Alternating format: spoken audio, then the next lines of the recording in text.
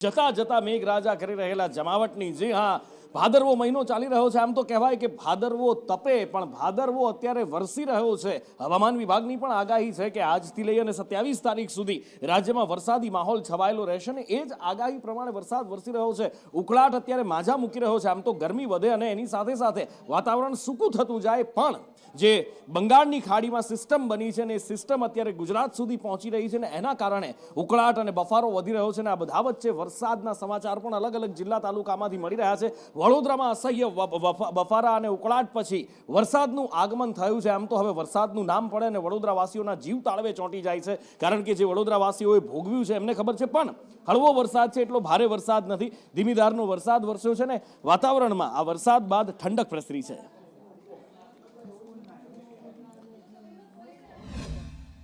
આખરે વડોદરા શહેરમાં 8 દિવસના વિરામ બાદ વરસાદે આગમન કર્યું છે અને જે રીતે બફારાનું સામ્રાજ્ય હતું ત્યારબાદ વરસાદ હાલ અહીંયા પડી રહ્યો છે। દાંડિયા બજાર, કારેલીબાગ, રાવપુરા, ફતેગંજ સહિતના વિસ્તારમાં ધીમી ધારે વરસાદ અહીંયા વરસી રહ્યો છે અને જે રીતે શ્રાદ્ધ પક્ષમાં જે તાપ હોય છે તે ક્યાંક વધારે હોય છે અને તેના કારણે જ લોકો પરસેવાથી રેજેટ થતા હતા પરંતુ આખરે સાંજે અહીંયા વરસાદનું આગમન થતાં ઠંડક અહીંયા પ્રસરી છે। જોકે 5 ઓક્ટોબર સુધી લગભગ વરસાદની આગાહી છે પરંતુ તેની વચ્ચે ક્યાંક નવરાત્રિના ખેલૈયાઓને પણ ચિંતા હતી કે તેઓ ગરબા રમી શકશે કે કેમ, પરંતુ હવામાન વિભાગ કહી રહ્યું છે કે હવે ચોમાસું વિદાય લેવાનું છે અને તેની વચ્ચે વિદાય વેળાએ વરસાદે આગમન કરતા ક્યાંક પરસેવાથી જે લોકો જે હતા તેમને રાહત મળી છે।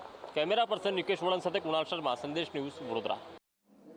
અને આ બાજુ સૌરાષ્ટ્રમાં પણ જતા જતા મેઘરાજા જમાવટ કરી રહ્યા છે। અમરેલી જિલ્લામાં મેઘરાજા ફરી એકવાર ઓળઘોળ થયા છે। એક વિરામ લીધા પછી ફરી એકવાર મેઘરાજાએ વરસવાનું શરૂ કર્યું છે, હેત વરસાવવાનું શરૂ કર્યું છે। તપતા ભાદરવાની વચ્ચે આકાશમાં કાળા ડિબાંગ વાદળો ઘેરાઈ આવ્યા અને અમરેલીના લીલિયામાં ધોધમાર વરસાદ વરસ્યો છે અને વરસાદ વરસતા લોકોને ઠંડક મળી છે, ગરમીથી રાહત મળી છે અને વરસાદની તીવ્રતા પણ લીલિયામાં વધારે હતી। પૂંજા પાદર સહિતના ગામોમાં, આસપાસના ગામોમાં, લીલિયા અને તેની આસપાસના ગામોમાં પણ વરસાદ વરસ્યો છે અને બજારમાંથી પણ પાણી વહેતા થયા હતા અને સર્વત્ર ઠંડક પ્રસરી હતી। પ્રદીપ ઠાકર ફોનલાઈન પર જોડાયા છે। પ્રદીપ, કયા કયા વિસ્તારમાં વરસાદ છે, કેવો વરસાદ અને લોકોમાં કેવી ખુશી? એના ઉપર આપને જણાવી દઉં કે અમરેલી જિલ્લાની અંદર સમગ્ર જિલ્લામાં જ્યારે હવામાન ખાતાએ આગાહી કરી છે વરસાદની, ભારે વરસાદની આગાહી કરાતા આજે બપોર બાદ લીલિયા અને આસપાસના વિસ્તારોમાં કાળા ડિબાંગ વાદળો ઘેરાયા હતા અને વાદળોના હિસાબે જે છે ધોધમાર 2 વાગ્યા પછી વરસાદ જે છે શરૂ થયો હતો, જેને લઈને પૂંજા પાદર, આંબા, નાના લીલિયા વગેરે સહિતના ગામોમાં અને સીમોમાં જે વરસાદ પડ્યો છે તેને લઈને ખેડૂતોમાં ભારે ખુશી જોવા મળી છે।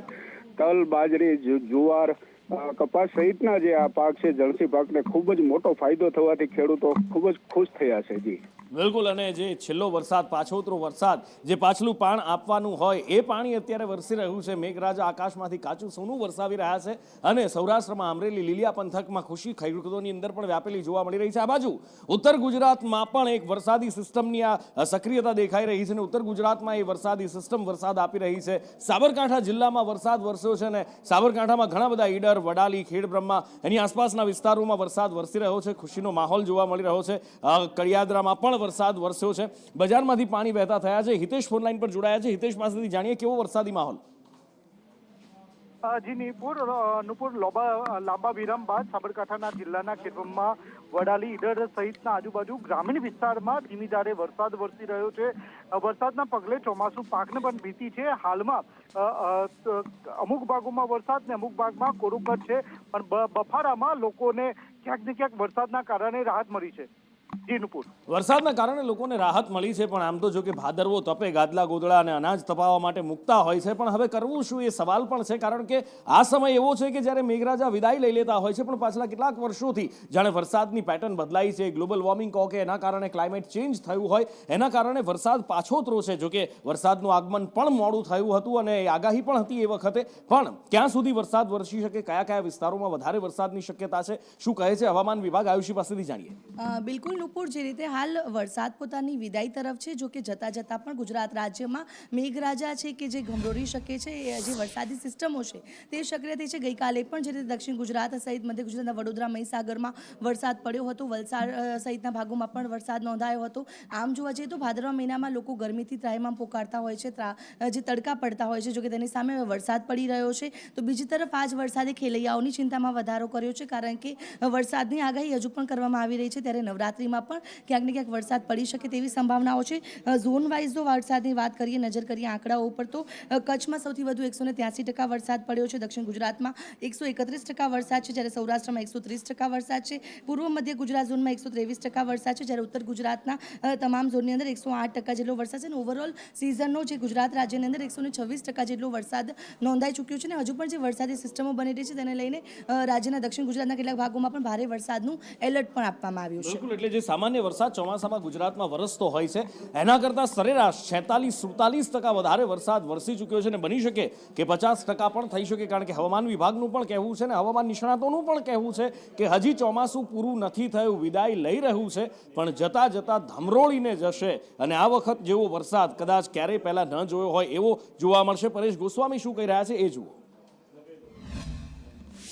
જે સિસ્ટમ છે એ આવનારા દિવસમાં એટલે કે 25 અથવા તો 26 સપ્ટેમ્બર સુધીમાં વેલમાર્ક લો પ્રેશર અથવા તો ડિપ્રેશનની કેટેગરી પ્રાપ્ત કરી શકે છે। આજે 24 સપ્ટેમ્બરથી દક્ષિણ ગુજરાત અને સૌરાષ્ટ્રના દરિયાઈ કાંઠાના ભાગોમાં વરસાદની શરૂઆત થઈ જશે અને જેમ જેમ સમય પસાર થતો જશે તેમ વરસાદની જે સિસ્ટમ છે એ મજબૂત બનતી જશે અને આવનારા દિવસની અંદર રાજ્યના 60થી 65% વિસ્તારોની અંદર મધ્યમથી ભારે વરસાદ થઈ શકે છે। ઓલ ઓવર ગુજરાતની અંદર જે વરસાદ પડવાનો છે તેમાં સૌથી વધારે વરસાદ છે દક્ષિણ ગુજરાતમાં નોંધાય તેવી શક્યતાઓ છે।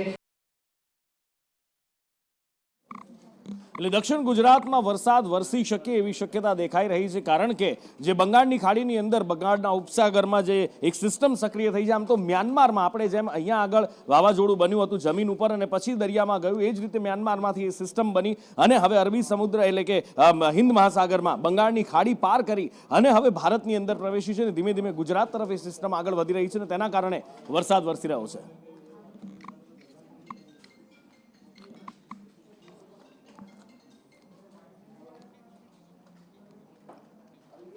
જ્યારે કોઈ વાલી બાળકને શાળાએ મોકલે તો એ માતા પિતા એક વિશ્વાસ સાથે, એક ભરોસા સાથે મોકલતા હોય છે કે એમનું બાળક શાળામાં સુરક્ષિત રહેશે, સારું જ્ઞાન પ્રાપ્ત કરશે, એનો પાયો પાકો થશે, એનું જીવન ઘડતર અહીંયા આગળ થશે। પણ છેલ્લા ઘણા સમયથી આપણે જોતા આવ્યા છીએ કે શાળાઓની અંદર શું શું થઈ રહ્યું છે, ક્યાંક જાતીય શોષણ થાય છે, ક્યાંક વિદ્યાર્થીનીઓ સાથે અડપલા થાય છે। આ બધા વચ્ચે હવે સુપ્રીમ કોર્ટે સુરક્ષાને લઈને એક મજબૂત આદેશ આપ્યો છે કે બાળકોની શાળામાં બાળકોની સુરક્ષા સુનિશ્ચિત કરવી જરૂરી છે। સુપ્રીમ કોર્ટે આ એક આદેશ સંભળાવ્યો છે। કેન્દ્ર સરકારની ગાઈડલાઇન્સ પણ લાગુ કરવાનું કહેવામાં આવ્યું છે। અજય પાસેથી વિસ્તારથી જાણીએ। અજય,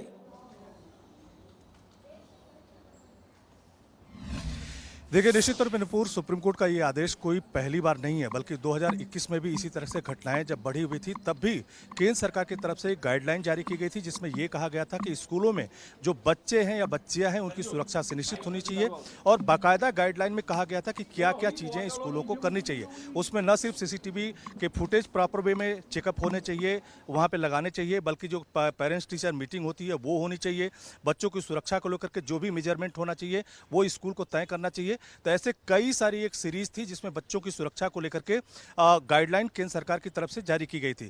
और उस देखने वाली बात यह है कि महज 5 राज्य ऐसे हैं जिन्होंने इस गाइडलाइन को फॉलो किया है, लेकिन बाकी राज्यों ने अभी फॉलो इसको नहीं किया है। जबकि बचपन बचाओ आंदोलन की तरफ से ये याचिका डाली गई थी बहुत पहले ही, उस पर एक बार फिर सुनवाई हुई है। उसका कारण यह है कि देश भर में इस तरह की घटनाएं एक बार फिर बढ़ी हैं। खुद गुजरात का एग्जाम्पल ले सकते हैं कि जिसमें दाहोद की भी घटना अभी सामने देखने को मिली थी, सूरत की घटना देखने को मिली थी, देश के कई हिस्सों में देखने को मिली। यहाँ तक कि आज लखनऊ में 5 साल के 5वीं क्लास में पढ़ने वाली बच्ची के साथ गैंगरेप जैसी घटना खास करके स्कूल से लौटते वक्त की गई थी। तो ये सब तमाम सारी चीज़ें आज की सुनवाई में रखा गया और खास करके बदलापुर का जो पूरा हादसा हुआ था या घटना हुई थी उसका भी जिक्र आज की सुनवाई में किया गया। तो इसी बात को लेकर के सुप्रीम कोर्ट ने कुछ सख्त टिप्पणियां की और साथ ही साथ निर्देश दिया कि जो भारत सरकार का जो बाल कल्याण मंत्रालय है वो इस पूरे मामले में देखे और सभी राज्यों से ये सुनिश्चित कराए कि जो बच्चे और बच्चियां स्कूल में पढ़ते हैं उनकी प्रॉपर वे में सुरक्षा हो। और अब ये जिम्मेदारी कहीं न कहीं महिला और बाल विकास जो मंत्रालय है उसको एक तरह से देखनी है और सभी राज्यों को ये सुनिश्चित करना है कि उसके राज्य में सभी स्कूल में इस तरह की व्यवस्था होनी चाहिए। तो एक तरह से सुप्रीम कोर्ट की तरफ से एक बार फिर 2021 की जो केंद्र सरकार की गाइडलाइन है उसको इम्प्लीमेंट करने की बात कही गई है, लेकिन साथ ही साथ ये भी कहा गया कि ये सभी राज्यों के लिए है, किसी एक राज्य के लिए ये निर्देश नहीं है। जी અને આગળ વાત કરવી છે નમાજ વિવાદની. ગુજરાતની અંદર, દેશની અંદર વારંવાર સામે આવતો રહે છે. ઉપરકોટમાં થોડા સમય પહેલા, એટલે કે થોડા મહિનાઓ પહેલા એ વિવાદ સામે આવ્યો હતો, જ્યાં જાહેરમાં નમાજ પડ્યા બાદ હોબાળો થયો હતો. ફરી એકવાર એક યુનિવર્સિટીની અંદર થયું છે. જી હા, ઉત્તર ગુજરાતમાં ગણપત યુનિવર્સિટી ફરી એકવાર વિવાદમાં આવી છે કે જ્યાં નવા વિદ્યાર્થીઓ આવ્યા અને એ જાહેરમાં નમાજ પડતા દેખાયા અને ત્યારબાદ હિન્દુ સંગઠનો દ્વારા વિરોધ કરવામાં આવ્યો છે. વિડીયો વાયરલ થયો અને વિડીયો વાયરલ થયા બાદ હિન્દુ સંગઠન ગણપત યુનિવર્સિટી પહોંચી ગયા હતા અને ખેરવા ગણપત યુનિવર્સિટીમાં જઈ હિન્દુ સંગઠનો દ્વારા હોબાળો કરવામાં આવ્યો હતો. આવી ઘટનાઓ દરેક કોલેજ, યુનિવર્સિટી અને હવે તો રસ્તાઓ પર પણ ચાલુ થઈ છે. આટલા બધા નમાજ હાઉસ અને આટલી જગ્યાઓ હોવા છતાં ખુલ્લામાં જાહેરમાં નમાજ પડી અને હિન્દુ લોકોને અટ્રેક્ટ કરવાનું અથવા હિન્દુ લોકોને પોતાના ધર્મથી દૂર કરવાનું જે ષડયંત્ર ચાલી રહ્યું છે તેના વિરોધમાં આજે સમગ્ર બજરંગ દળ ઉત્તર ગુજરાત પ્રાંતના કાર્યકર્તાઓ અહીંયા ભેગા થયા. ગંગાજળથી એ જગ્યા આ વિવાદ શા માટે, કેમ થઈ રહ્યું છે? શું કોઈ જાણી જોઈને કરી રહ્યું છે કે પછી અનાયાસે થઈ રહ્યું છે અને એને એક મુદ્દો બનાવવામાં આવી રહ્યો છે? સંજય સાથે વિસ્તારથી જ વાત કરીએ. જી નુપુર, જે પ્રમાણેના વિડીયો વાયરલ થયો છે એને લઈને વિવાદ તો ઊભો થયો છે. બજરંગ દળ સહિતના હિન્દુ સંગઠનના કાર્યકરો છે એ ત્યાં વિરોધ નોંધાવ્યો હતો અને જે શૈક્ષણિક ધામ છે, શૈક્ષણિક જગ્યાઓ પર છે, ત્યાં આવી પ્રકારે કોઈ નમાજ વઢવી તો બંદગી કરવી એ પ્રકારે પ્રતિબંધ કરવા માટે માંગ ઉઠી છે. કારણ કે આવા વિડીયો છે ઘણી વખત વાયરલ થઈ ચૂક્યા છે અને વારંવાર આ હિન્દુ સંગઠનો તરફથી માંગ કરે છે. પરંતુ હાલમાં એક જે મુદ્દો ઉછળ્યો છે, વકફ બોર્ડની જે પ્રોપર્ટી છે કે તેના તરફથી મુસ્લિમ લોકોને બંદગી કરવા માટે અથવા તો નમાજ પઢવા માટે અનેક જગ્યાઓ પર જગ્યાઓ ફાળવવામાં આવી છે. તો એ પ્રમાણેની કોઈ જગ્યા અથવા તો વ્યવસ્થા બોર્ડ તરફથી કરવામાં આવે જેથી કરીને આ પ્રકારના વિવાદો જે વારંવાર ઊભા થઈ રહ્યા છે તે વિવાદો થતા અટકે. બિલકુલ. અને આગળ વાત કરવી છે કે એવું નિવેદન કે જેણે ફરી એકવાર રાજ્યની અંદર ચર્ચા જગાવી છે. બનાસકાંઠાના સાંસદ ગેનીબેન ઠાકોર દ્વારા નિવેદન આપવામાં આવ્યું છે. સરકારને એક અરજ કરવામાં આવી છે કે ઓબીસી અનામત આપવામાં આવી છે એને 2 ભાગમાં વહેંચવામાં આવે. ઓબીસી અનામતમાં 23 જાતિઓ છે અને 23 જાતિઓને સરખા પ્રમાણમાં લાભ નથી મળતો, એટલે કે જેમાં જેનું કદ વધારે એને એટલા પ્રમાણમાં લાભ મળે એ પ્રમાણેની વાત કરી. શું કહેવું છે ગેનીબેનનું, પહેલા એ જુઓ. સમાજોને આમાંથી ઓછો લાભ મળે કે વધારે લાભ મળે એ વાત નથી, પણ જેનું વસ્તીનું ધોરણ વધારે હોય એને તમે વધારે, અને જે અતિ પછાત હોય એને તમે વધારે આપવા માટેનો પ્રયત્ન કરો. અને આજ ધારો કે ગુજરાત સરકારના વિવિધ નિગમો છે, માલધારી નિગમ છે, કોળી ઠાકોર સમાજ નિગમ છે, દરજી સમાજ, એવા અનેક નિગમો છે. એ નિગમોમાં જે વસ્તીના ધોરણે એને બજેટ મળવું જોઈએ એ નથી મળતું અને એના કારણે એને લોન પણ મળતી નથી, ચાહે વિદ્યાર્થીની હોય કે એને ધંધા રોજગાર માટેની હોય. તો આ બાબતમાં હું સ્પષ્ટ ક્લિયરતા કરવા માંગુ છું કે લેટરમાં થોડી ઘણી ભૂલ એટલા માટે કહું કે 20% કે 7% નહીં, પણ 27% તો બંધારણીય જોગવાઈ છે જ. એમાં માગણી અમારી માત્ર એટલી છે કે જે સમાજો ઘણા હોય એને થોડું વધારે મળે અને એની આર્થિક વર્તમાન સ્થિતિને જોઈને મળે. એટલે આમ જુઓ તો અનામતનો મૂળ ઉદ્દેશ્ય જ એ છે કે જે પછાત વર્ગો છે એમના ઉત્થાન માટે, જે સમાજની અંદર પાછળ રહી ગયા છે એમને આગળ લાવવા માટે જ આપવામાં આવે. હિરેન મારી સાથે જોડાયા છે. પણ હિરેન, જે ગેનીબેન કહી રહ્યા છે અથવા તો જે રજૂઆત અથવા જે માંગણી કરી રહ્યા છે, શું એ બંધારણીય રીતે, કાયદાકીય રીતે શક્ય છે ખરું? અને શક્ય છે તો કેવી રીતે થઈ શકે?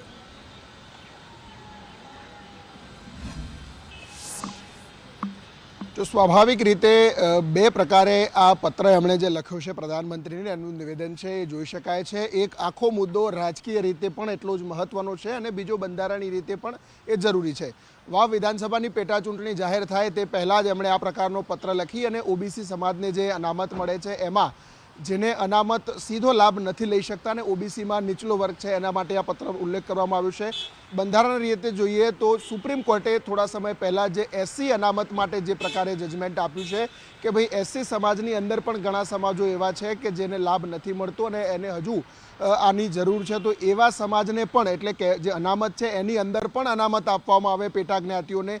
એ જે એસસી સમાજ માટે કહેવામાં આવ્યું છે, કદાચ એ જ વસ્તુ અહીંયા ઓબીસીમાં પણ અમલ થાય તો સીધો એનો લાભ બંધારણીય રીતે મળી જાય. કારણ કે જો એસસી કેટેગરી માટે જો સુપ્રીમ કોર્ટ આ પ્રકારે પોતાનો ચુકાદાની અંદર જો જજમેન્ટ ટાંકી શકે તો સ્વાભાવિક રીતે ઓબીસીમાં પણ એનો લાભ મળે તે સ્વાભાવિક સ્થિતિ અત્યારે અંદાજ લગાવી શકાય છે. અને એટલા જ માટે ગેનીબેને આ વાવ વિધાનસભાની પેટા ચૂંટણી જાહેર થાય તે પહેલાં કરેલું આ નિવેદન છે એ રાજકીય રીતે પણ એટલું જ મહત્વનું છે. કારણ કે આ જે સમાજો વચ્ચેની લડાઈ બનાસકાંઠાની અંદર છે એનો લાભ પણ સીધો એમને ત્યાં મળી શકે છે.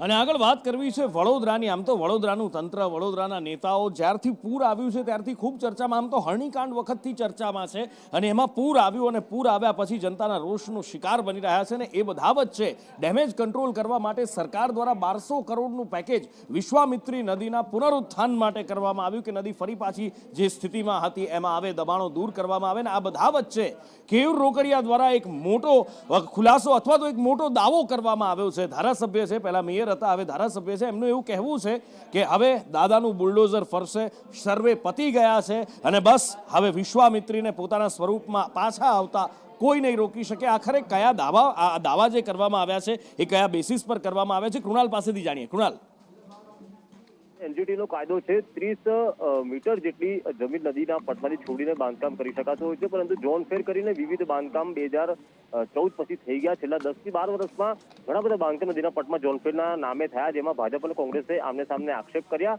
ત્યારબાદ આ નદી પર સર્વે કરવામાં આવ્યો, જેમાં ડ્રોન, ગૂગલ ઇમેજીસ સહિત જે ટેકનિકલ સર્વે પણ કરવામાં આવ્યો. હવે કેવું રોકડિયાએ અચાનક જ સોશિયલ મીડિયા પર ધડાકો કર્યો. જોકે તેઓ હાલ નાસિક છે. તેમણે સોશિયલ મીડિયા પર લખ્યું છે કે સર્વે થઈ ગયો છે, 10 જેટલા દબાણોને નોટિસ આપવામાં આવી છે, આ દબાણો તોડવામાં આવશે, દાદાનું બુલડોઝર ફરશે. પરંતુ મ્યુનિસિપલ કમિશનર એવું કહી રહ્યા છે કે સંપૂર્ણ દબાણો આખા નથી તોડવાના. જેઓએ 40 મીટરની જે જમીન હોય, કપાત જમીન જે છોડવાની હોય છે, તો પછી જે કાયદેસર જમીને છોડવાની નદીના પટ પર તે નથી છોડી, એટલો ભાગ જ તોડવામાં આવશે. એટલે કે જે બાકીના જે બાંધકામ છે તે સીધા જ કાયદેસર થઈ જશે તેવી આ વાત છે.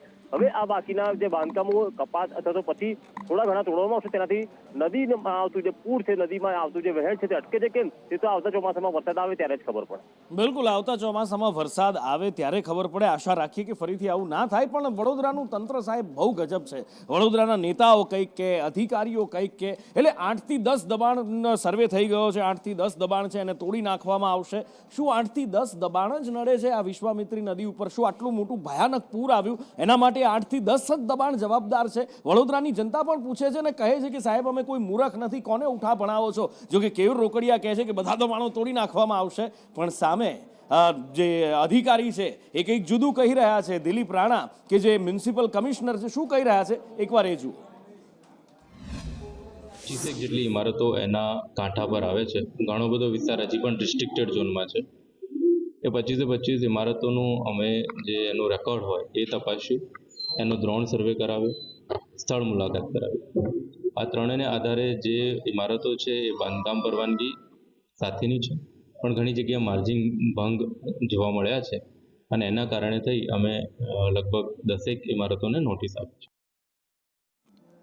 10 ઇમારતોને નોટિસ આપવામાં આવી છે, અને આ 10 ઇમારતો હટી જશે પછી વડોદરામાં ક્યારેય પૂર નહીં આવે, શું એની કોઈ લેખિત ગેરંટી આપી શકે છે? કારણ કે બધા પૂરેપૂરા દબાણ દૂર કરવાની વાત નથી. નદીના પટ ઉપર જેટલું બાંધકામ કરવામાં આવ્યું છે રિસ્ટ્રિક્ટેડ એરિયાની અંદર, એ જ દૂર કરવાની વાત છે. વિશ્વામિત્રીનું ઓરિજિનલ અસલ સ્વરૂપ કેવું હતું, વિશ્વામિત્રીને કેવી કરી નાખી છે, શું એનો કોઈ સર્વે નહીં કરવામાં આવે? શું સરકારે આપેલા આ 1200 કરોડ રૂપિયા આ 10 દબાણ દૂર કરી અને એમાં જ ખર્ચી નાખવામાં આવશે, તો બાકીના પૈસા જશે ક્યાં? ઘણા બધા સવાલ છે જે વડોદરા વાસીઓ પૂછી રહ્યા છે, પણ તંત્ર પાસે હંમેશાની જેમ કોઈ જવાબ નથી. જવાબ છે એ પણ ગોળ ગોળ લોકોને ઊંધા માથે કરી નાખે એવા જવાબ છે. પણ જનતા કહે છે સાહેબ જનતા છીએ, બધું જાણીએ છીએ, મૂર્ખ નથી. જોઈએ આવનારા સમયની અંદર શું થાય છે. અને આગળ વાત કરવી છે હવે જવાહરભાઈ ચાવડા કે જે ઘણા સમયથી ચર્ચામાં છે. 2022 વિધાનસભાની ચૂંટણી લડ્યા અને હાર્યા. એ પછી પણ એમણે એક પત્ર લખ્યો હતો. એ પત્ર લખ્યો હતો વડાપ્રધાનને જ, અને કહ્યું હતું કે હું હાર્યો નથી, મને હરાવવામાં આવ્યો છે. હમણાં જ એમનો એક પત્ર પણ આવ્યો હતો, અને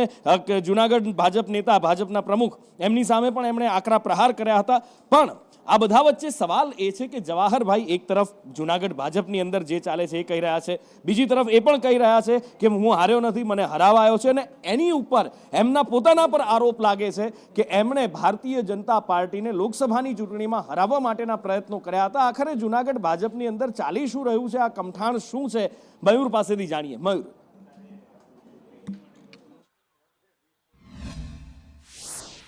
નુપુર, જે પ્રકારે જવાહર ચાવડાનો એક પછી એક લેટર સામે આવી રહ્યો છે, શક્ય છે કે જવાહર ચાવડા જે પ્રકારે તેને હાર મળી છે તેનાથી નાસીપાસ થઈ ગયા હોય ને હવે કંઈક ને કંઈક અલગ કરવા માટેનો મૂળ બનાવી લીધો હોય તેવું અત્યારે જોવા મળી રહ્યું છે. તેને પોતાના લેટરની અંદર નરેન્દ્ર મોદીને તેને લેટર લખ્યો હતો 2023ની અંદર, અને આ લેટરની અંદર તેને 11 હોદ્દેદારોના નામ આપ્યા હતા. જુનાગઢ જિલ્લા ભાજપ સાથે સંકળાયેલા તમામ હોદ્દેદારોની સામે તેને ગંભીર આક્ષેપ કર્યા છે કે તેને હરાવવાની અંદર આ તમામ લોકો જવાબદાર છે. આ જે નામો છે તેની અંદર નારાયણ સોલંકી, કંચનબેન, દિનેશ ખટારિયા, મનોજ ઠુમર, અર્જણ દિવાળિયા, ભાવેશ મેનપરા અને અન્ય સહિત કિરીટ પટેલ કે જે છેલ્લા કેટલાક સમયથી ચર્ચાની અંદર છે, જિલ્લા ભાજપ પ્રમુખ જૂનાગઢના છે એનું નામ પણ તેને લખ્યું છે. એટલે કુલ 11 જેટલા હોદ્દેદારોના નામ સામે આવ્યા છે અને જવાહર ચાવડા છે હવે આ 11-11ની સામે કાર્યવાહી કરવાની માંગણી પણ કરી રહ્યા છે. પરંતુ નુપુર, એક વાત ચોક્કસ જૂનાગઢના જે અત્યારે રાજકારણ ચાલી રહ્યું છે તેની અંદર સ્પષ્ટ થઈ રહી છે કે જવાહર ચાવડા છે એ ક્યાંક સાઇડલાઇન થઈ ગયા હોય ને હવે ભાજપે પોતાનો મૂળ પણ કંઈક અલગ બનાવી લીધો એવું અત્યારે જોવા મળી રહ્યું છે. અને એટલા માટે જવાહર ચાવડા છે પોતાનું રાજકીય અસ્તિત્વ બચાવવા માટે એક પછી એક લેટર છે તે વાયરલ કરી રહ્યા છે. અને આગળ વાત કરવી છે હિચકારી ઘટના જેણે આખા ગુજરાતની અંદર હડકંપ મચાવી દીધો હતો. એક પહેલા ધોરણમાં ભણતી બાળકી જેની હત્યા એક નરાધમ હવસખોર શિક્ષક દ્વારા કરી નાખવામાં આવી, છેડતી કરી બળાત્કારનો પ્રયાસ કર્યો અને દીકરીએ જ્યારે એનો પ્રતિકાર કર્યો ત્યારે એને મોતને ઘાટ ઉતારી દીધી હતી. એ બાદ સતત એના ઘેરા પ્રત્યાઘાત પડી રહ્યા છે. એક તરફ સુપ્રીમ કોર્ટમાંથી પણ કહેવામાં આવ્યું છે આવી બધી ઘટનાઓને જોઈને કે બાળકોનું વિશેષ ધ્યાન રાખવામાં આવે, કાળજી રાખવામાં આવે. ને બીજી બાજુ ગુજરાતની અંદર રોષ ખતમ થવાનું નામ નથી લઈ રહ્યો, રોષ ભભૂકી રહ્યો છે. રાજકીય પક્ષો સરકારને એક તરફ ઘેરી રહ્યા છે તો બીજી તરફ આંદોલન કરી અને દોષિતને કડકમાં કડક સજા, એ નરાધમ હેવાન આચાર્યને ફાંસીની સજા આપવાની માંગ કરી રહ્યા છે. આવું જઘન્ય કૃત્ય કરવામાં આવ્યું છે, આચાર્ય દ્વારા શું માંગ છે? કોંગ્રેસ પાર્ટીની માંગ એવી છે કે એને ગુરુજી ના કહેવાય, એને તો લપંડ કહેવાય, એને તો તૈયારીમાં ફાંસી આપવી જોઈએ અને એમના મા બાપ છે દીકરીના, એમને ન્યાય મળવો જોઈએ. જ્યારે શિક્ષક જ આવું કૃત્ય કરતો હોય છે તે આજે દરેક વાલીઓનો વિશ્વાસ ઉઠી ગયો છે. એટલે હું તો આ સરકારથી એટલી જ માંગણી કરું છું અને કહેવા માંગુ છું કે એવા વ્યક્તિઓને તો ફાંસીની સજા આપવી જોઈએ. ખૂબ જ દુઃખદ, નિંદનીય અને જઘન્ય કૃત્ય આ દાહોદ જિલ્લામાં કરવામાં આવ્યું છે.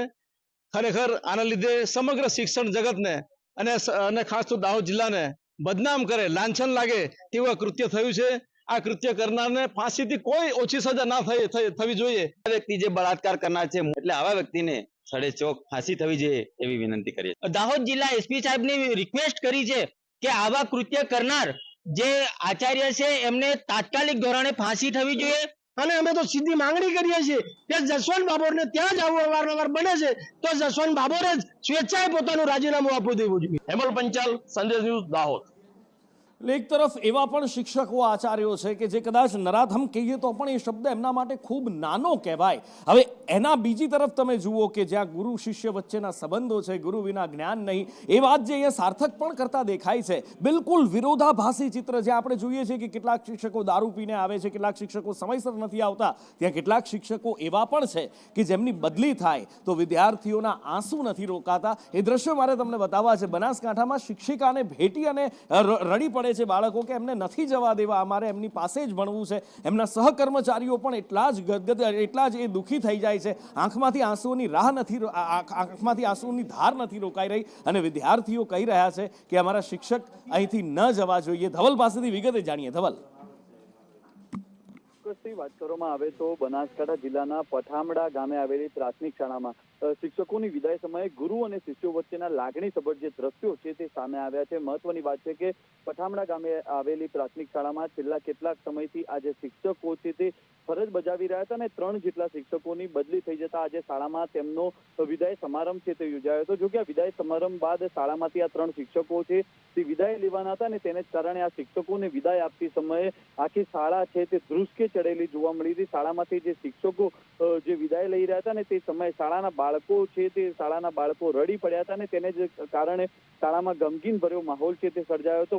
દ્રશ્યોમાં જોઈ શકાય છે કે બાળકો શિક્ષકોને ભેટીને ચોધાર આંસુ છે તે રડી રહ્યા છે. તો સાથે જ આ ઘોર કળિયુગ છે ને ઘોર કળિયુગમાં બાળકો અને જે શાળાના શિષ્યો અને ગુરુ વચ્ચેનો લાગણીસભર પ્રેમ છે તે પ્રેમ અહીંયા પ્રદર્શિત થયેલો જોવા મળી રહ્યો છે. મહત્વની વાત છે કે નુપુર થોડા સમય પહેલા જ બનાસકાંઠા જિલ્લામાં જે ભૂતિયા શિક્ષકો છે તે સામે આવ્યા હતા અને તે બાદ હવે આ ગુરુ અને શિષ્યો વચ્ચેના લાગણીસભર દ્રશ્યો છે તે અત્યારે તો બનાસકાંઠા જિલ્લાના સોશિયલ મીડિયામાં ચર્ચાનો વિષય છે તે બનેલા જોવા મળી રહ્યા છે. નુપુર, અને આગળ વાત કરવી છે સરકારી હોસ્પિટલ. આમ તો સરકારી હોસ્પિટલ મોટા ભાગે ચર્ચામાં રહેતી હોય છે. ત્યાં ચાલતા વિવાદના કારણે, વિવાદ એવો કે જે વાત જવા દો, ક્યારેક સરકારી હોસ્પિટલ અથવા તો આરોગ્ય કેન્દ્રની અંદર એક્સપાયરી ડેટની દવાઓ આપી દેવાય, ડોક્ટરો હાજર ના હોય. પણ આ વખતે જે થયું છે એણે હદ વટાવી દીધી છે. વાત છે ગાંધીનગર સિવિલ હોસ્પિટલની. GMERSના વિદ્યાર્થીઓનો કલ્ચરલ ફેસ્ટિવલ ચાલી રહ્યો હતો, છેલ્લો દિવસ હતો અને ડીજે પાર્ટી રાખી દેવામાં આવી. સંદેશ ન્યૂઝે આ અહેવાલ ચલાવ્યો હતો કારણ કે અહીંયા દર્દીઓની સારવાર ચાલે અને બીજી બાજુ ડીજે પાર્ટીનો ઘોંઘાટ થાય.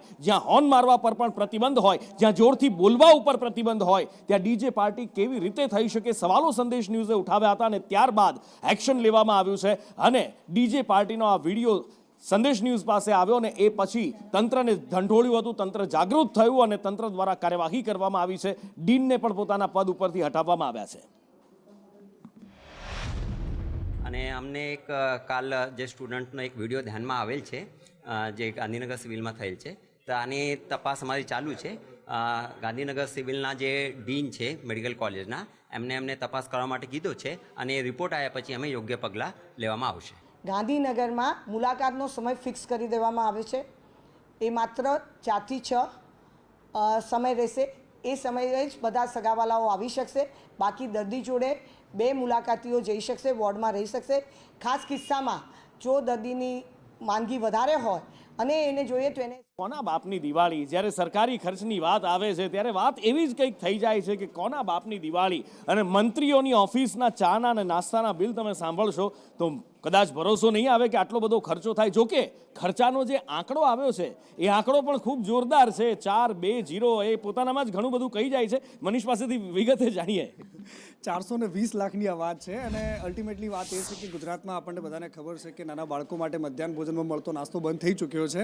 ખુશખબરી છે. પરંતુ બીજી બાજુ 3 વર્ષમાં આપણા નેતાઓ જે પોતાના મંત્રીમંડળના કાર્યાલયમાં એમના અધિકારીઓના ત્યાં આવતા લોકોને જમાડવાનો ખર્ચો 4,20 લાખની આસપાસનો છે. આ 3 વર્ષનો આંકડો છે અને ચોંકાવનારી વાત એ છે કે 14 વિભાગો એવા છે કે જેમનો કેટલો ખર્ચ થયો છે એનો તાળો સુદ્ધા નથી મળતો. બીજી બાજુ ગુજરાતમાં જે સરકારી અનાજ અને એની સાથે સાથે મધ્યાહન ભોજનમાં આપવામાં આવતા એ ભોજનની ક્વોલિટી આપણે સૌ કોઈએ જોઈએ છે. બીજી બાજુ જે નેતાઓને મળવા માટે આવતા લોકો અને સૌથી વધારે જેને ખર્ચ કર્યો છે એ મંત્રાલયનું નામ છે માર્ગ અને મકાન વિભાગ.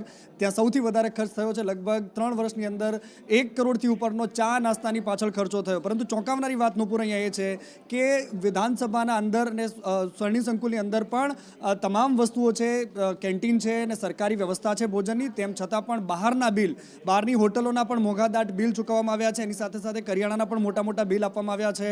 તો સૌથી મોટી વાત અહીંયા એ છે કે આ ખર્ચો કોના બાપની દિવાળી પર થઈ રહ્યો છે. કારણ કે નેતાઓના ત્યાં કોઈ મળવા માટે આવે તો સ્વાભાવિક છે ચા પાણીના ખર્ચા થતા હોય, પરંતુ આટલું અધધ તોતિંગ બિલ એ કોઈ મંત્રી પોતાના ખિસ્સામાંથી નથી નાખતા અથવા તો અધિકારીઓ પોતાના ખિસ્સામાંથી નથી આપતા.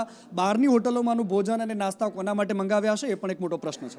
રોડ ટ્રાન્સપોર્ટ વાળા ખાડા ભરતા નથી પણ આ જે ઓફિસમાં આવે 1-1 કરોડના નાસ્તા કરાવે છે. ગજબ છે ગુજરાતનું તંત્ર. પણ છે તો પણ વિકાસનું ગ્રોથ એન્જિન છે આપણું ગુજરાત.